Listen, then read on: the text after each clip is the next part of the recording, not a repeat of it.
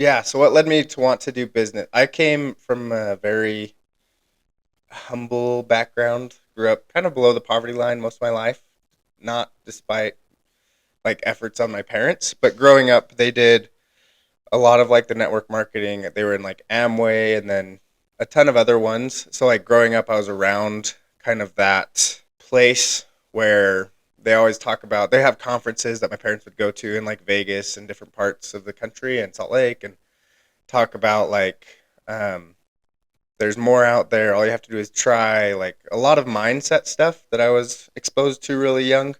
My parents never like succeeded in network marketing, but I did. I ended up joining one the earliest I could when I was 16. I joined one with my mom, and I went to the events and I heard one guy named Randy that like spoke on mindset and like how you can achieve what you want to and like the envisioning and dream boarding and all of that. So that kind of started the journey.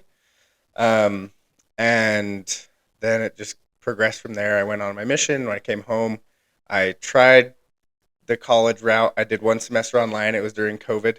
And I survived one semester, like three classes, and then started the company that I'm doing right now. And I haven't really looked back just because it's way more exciting. And I feel like I'm learning a lot more. And it's just like what, yeah, I feel like it's kind of been bred into me, but also growing up, I was always like a runt. I was like 5 foot nothing in ninth grade, even but I wanted to play football, and I'd show up every day early, stay late, just work as hard as I could, even though I didn't have that ability. And I feel like that's translated into the business side and entrepreneurship in my life, where like just showing up and outworking everybody every single day. Like it's so it was taught, and then also I feel like born a little bit with wanting to be my own creator and make stuff happen. Yeah, I think there's a big misconception that starting a business is hard. So I had the idea in it was October. I went hunting with my older brother Jacob and talked about it over the 3 day hunting trip. And then I got back and filed for an LLC. And by November, I had opened the business. So, like, I think a lot of people put way too much pressure on the logistical side of starting a business. Getting an LLC, opening a bank account, and all of that is far easier than people think. I feel like there's not a reason why somebody with an idea couldn't have a business started within 4 weeks. I think the hardest part about a business is figuring out one is starting for a lot of people. Like they overthink it way too much. Like all you have to do is create a place where you can accept money from somebody and then provide the value to that person to be worthy of that money.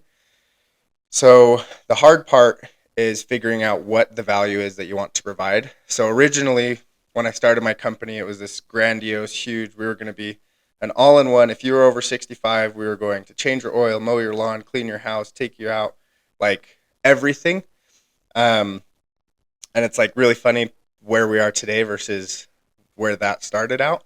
But I think that's the hardest part is coming up with the offer and then getting the first 10 to 20 people to accept the offer and exchange like put their money on the line to give you an opportunity, but it's not impossible. Like once you get past that you start learning a ton. So if you're just starting out and you have an idea and you're not sure if it's going to work, my advice is to just start. Go to like LegalZoom, or there's a ton of different places where you can make an LLC for free plus whatever your state tax is, and then put it out there. The best way, the best people and first customers are the people in your life. I believe that you already know the like 10 to 20 people that are going to be your first customers, or you know the people that are going to be. So go make your LLC tonight. It takes like an hour.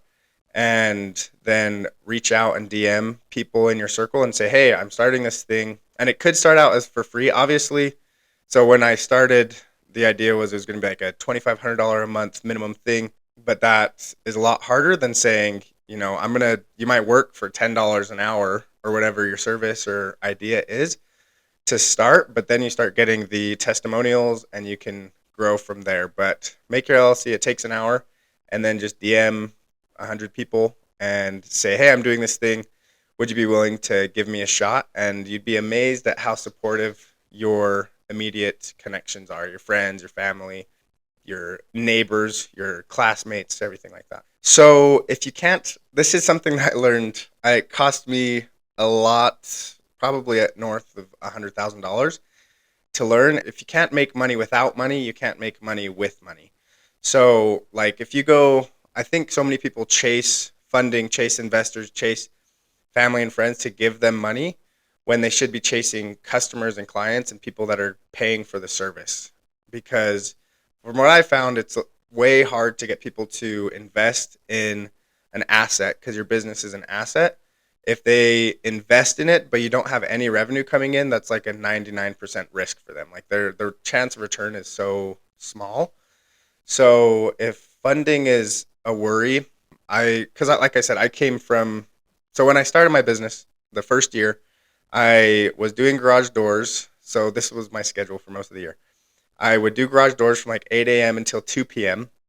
I would try to do my business from like 2 to like 5 ish, 6 ish, because I wanted to set time away from my fiance and now wife. Um, and then I had an overnight job most nights or 3 or 4 nights of the week where I would go in at like 11 and then until 6:30 a.m. and then I'd get home, try to nap if I could, or I'd nap in the passenger seat of the garage doors. And so just getting out there and starting, I didn't have any money when I started this, and it took me 18 months before I was able to get to a point where somebody was willing to invest capital. So just starting with a service, especially if you don't have any funds, you might have this great app idea, and that's what the business has turned into is a software as a service, a SaaS company that we're building. But for the first two 2 years, 2.5 years, it was a service business because I could trade my time or hire somebody else's time to get money, and I didn't have to build out this super expensive app or anything like that. So if you're, yeah, so if funding is an issue, find something that you can do just with your time and go and trade dollars for it. And then once you have some sort of investable asset or business, then you can start reaching out to like angel investors or people that are interested in investing to grow their money. But if you have $0, you're going to get $0 from people. The purpose of this channel is to talk about things that I like and try to find like my tribe. So I enjoy business, I enjoy outdoors, I enjoy sports, I enjoy philosophy. Like, I think the most of this content is going to be around business and kind of my journey from having $0 coming from like an upbringing with not very much money, building it to where we're at. Yeah, building it to 1 million, 10 million, 100 million, and kind of bringing you along on that journey to talk to interesting people that also enjoy business.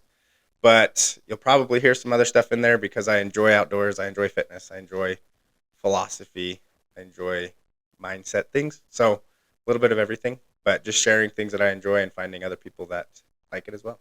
If you're trying to get from 0 to 1 million, that is what I can talk about.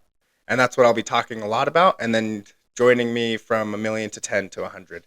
So tips on like how do you start your LLC?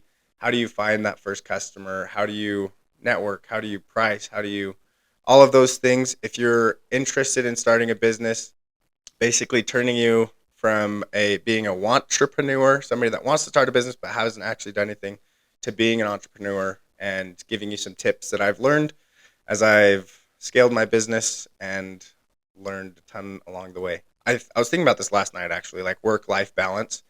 I feel like work-life balance when you're trying to start something worthwhile. If you want to start a lifestyle business, work-life balance I think is reasonable, but also it's reasonable to expect that any sort of like substantial sustaining income will probably take at least 12 months, if not longer, if you're wanting to work because a work life balance, right, is you have your 9 to 5 and then you're trying to do your side hustle on the side, but also have time for your family and hobbies and interests.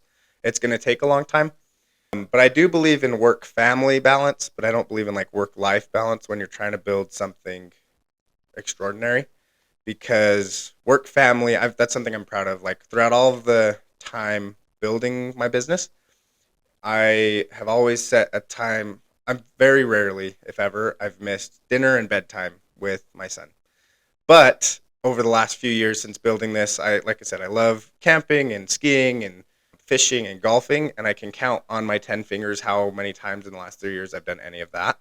So like the life balance, I think is a myth. It's just like very difficult to fit all of that in when you're working 10-hour days and then trying to have those 3 to 4 hours, if possible, with your family and the gym and religion. So if you're starting your business and you're like committed to it, I think it's important to know that like the things that you enjoy, like going out with friends is also something I don't do very often. Or I used to do Tuesday night basketball, and I haven't done that in the last like year because I'm kind of in a season of build building and growth, and eventually I'll have, that extra 2 or 3 hours a day where I can fit my life back in. But I think that's a big misconception, and it leads people to burnout because they think, I don't remember if it's Viktor Frankl or it was a World War II survivor. I can't remember if it was a prisoner of war or if it was a internment camp. But basically the idea that like saying I'm going to survive, like we're going to be okay date is what makes people burn out. Not so much the work itself. Okay, yeah, it was I'm sure there was other stories, but I can't remember the name. But they were stuck on a survival raft for the longest time, and then they ended up getting put into a Japanese prisoner of war camp, like the worst ones. It was oh dang it, he was like a track athlete, and it was him and two of um, his buddies, and the one was saying like tomorrow, or next week, we're going to get out. The war is going to be over. And that's what actually ended up killing him. And I think it's the same thing in business is like growing your company. It's like, oh, and next year I'm going to have an exit, or next year I'm going to have an exit, or next year I'm going to make $250,000, or next year I'm going to get 1 million. And like always putting some sort of like ending point on the grind of growing a business, I think is what burns people out. And so like if you're getting started, just know that you're signing up and say, I'm going to be doing this for the next 10, 20 years. And if you can't do it for the next 10, 20 years, then adjust to the point where you can. Don't start a business saying 3 months from now, I'm going to net $15,000 in my pocket, because then 3 months from now, you're going to have worked 16-hour days because you're only working for 3 months. And then at the end of those 3 months, you don't hit that and you're going to burn out and give up, versus saying, 5 years from now, I'm going to make $15,000 a month. That's like giving you so much time where it's almost inevitable, as long as you show up every single day doing little things, but trying to like compress it. I found that in somebody that I know, and he's come to me with 15, 20 different business ideas. And I'm like, those are all wonderful and they're going to be great. And then he tries for like 30 or 60 days and he's not a millionaire. And so he gives up. So if you're starting a business, give yourself a 10-year time horizon to hit the goal that you want to hit by the end of this year, and you won't burn out.